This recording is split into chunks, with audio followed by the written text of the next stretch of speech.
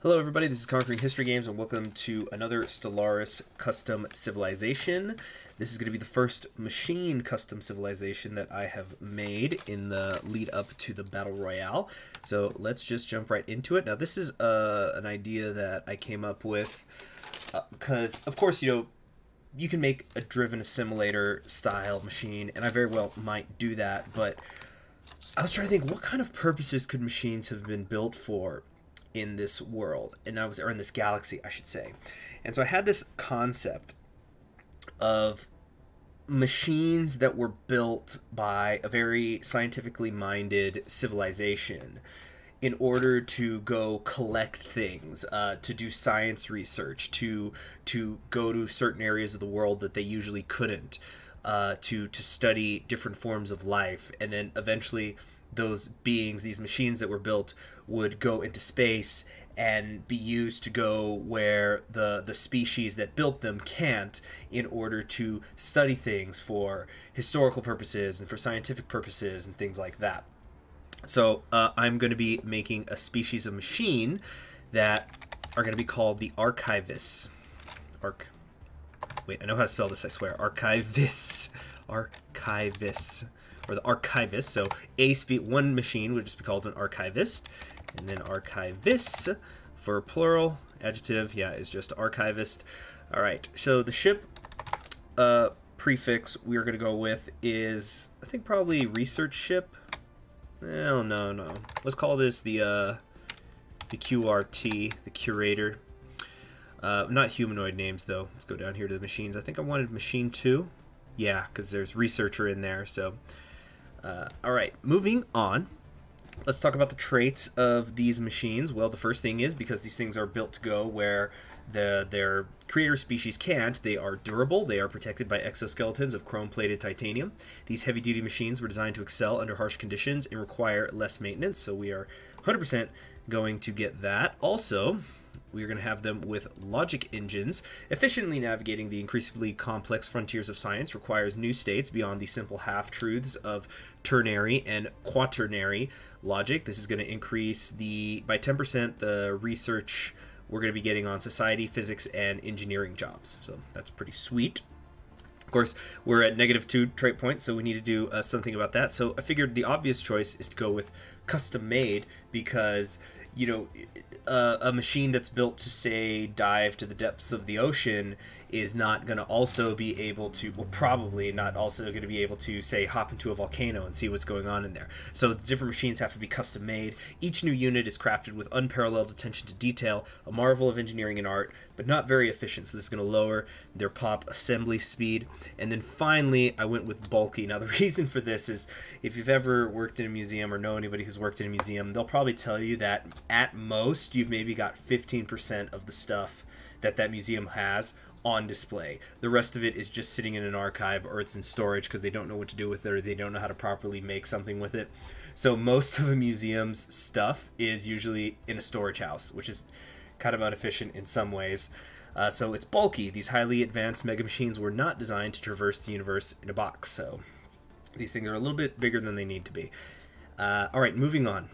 Homeworld name. So I thought of some fun stuff for the homeworlds, but we're actually going to come back to that because I want to do the government and ethics first. We are going to be a Gestalt consciousness, machine intelligence. Machine intelligence means that our leaders are immortal.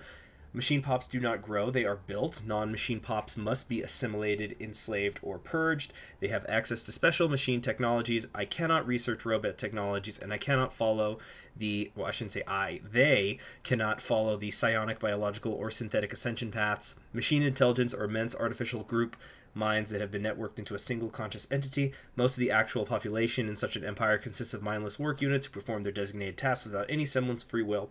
A small number of semi-autonomous agents are typically employed for more specialized tasks that benefit from some degree of independent initiative. Now, we're going with that because I need to talk about the civics first. They are going to be driven assimilators, because they've begun to interpret their mission as they need to preserve and they need to catalog everything, and sometimes that means you got to turn even your own creators into cyborgs so they don't die. Obsessed with survival through diversification, The machine intelligence seeks to erase the line between itself and everything and everyone else. So we'll start the game with 10 cyborg pops and the ability to assimilate organics as cyborgs. Assimilating an organic pop generates a small amount of unity and society research. So you see there's that research I'm talking about. Non-assimilating organic pops are automatically purged over time. Has the assimilation quasi-bell and all other empires decreased opinion for most other empires. So that's an obvious one. And then the second one we're going to put for them is the unity cohesion. Exceptionally cohesive engineering standards allow various specialized machine intelligence units to work together at a higher level of efficiency. You know, you got your board of trustees, you got your committee in the museum, right? So monthly unity is going to be increased by an additional 15%. So you probably noticed on the left here we now have a Cyborg Species slot. So this is going to be the people who created them. I like these guys. We're going to with the big head ridge. Yeah, I already did the traits. That was weird. I thought it was red for a second. Okay, so yeah, we've got our humanoid species, and we are going to call these the Ashmolean. Whoop. Or I should say Molian. Ashmolean. This was a guy who created what you could say it was the first modern public museum with his cabinet of curiosities type stuff. So they are the Ashmoleans. Plural will be the Ashmoleans. My bad. The Ashmoleans. Generate the adjective. Okay, next. We'll give them a humanoid name. There's my custom name list. I'm always trying to improve that. Okay. Now, the traits for the cyborgs is obviously they are going to be intelligent. They did build these machines, and they are natural engineers. Although I did consider going with sociologists. I suppose we could just do anything, but like I was thinking natural engineers as well. Okay, so intelligent means they're highly intelligent and enjoy faster technological process, increasing their engineering, physics, and society research. The natural engineers, that means they have a natural inclination towards engineer and material sciences, increasing their engineering. So these two things are stacking up the engineer stuff. And I decided to also go with solitary. The members of this species tend to be solitary and territorial, often becoming agitated in crowded conditions. You know, they're sort of introverts. Pop housing usage plus 10%.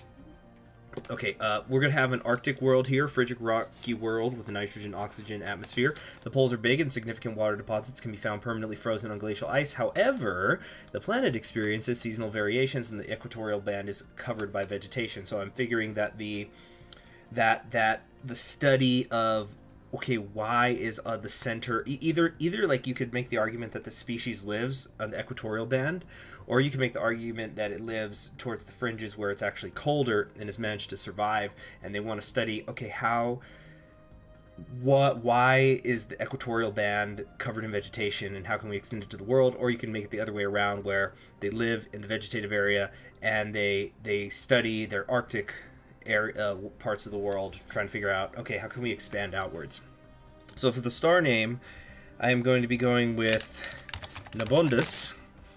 Nabondus was, I think that's how it's pronounced, was the last emperor of the Neo-Babylonian Empire, and you're going, wait, what? And so this is a tribute to him, and the home world is going to be a tribute to his daughter, who's really the important one, Inigaldi, who is the first curator in human history, at least that we know of so far, who something like over 3,500 years ago was creating, what was it 3,500 years ago?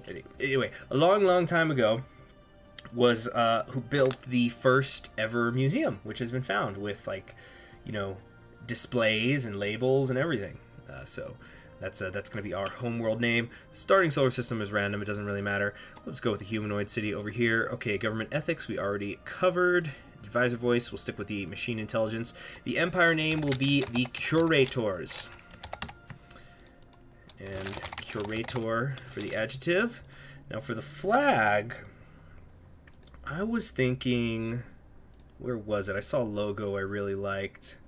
Yeah, this one. I really liked this. I thought this works with the assimilation theme, like so, with the kind of a light blue-ish background, because it fits, you know, with the Arctic world.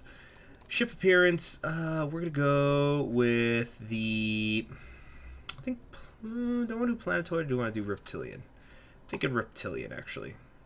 Yeah, that'll do just fine. Color variant is fine, but there was a specific room I wanted for them. Room number 6. There we go. They got their map of the galaxy as they start to head out. The director's the director is going to be its ruler title, and we are going to call him Registarix. The Registrarix.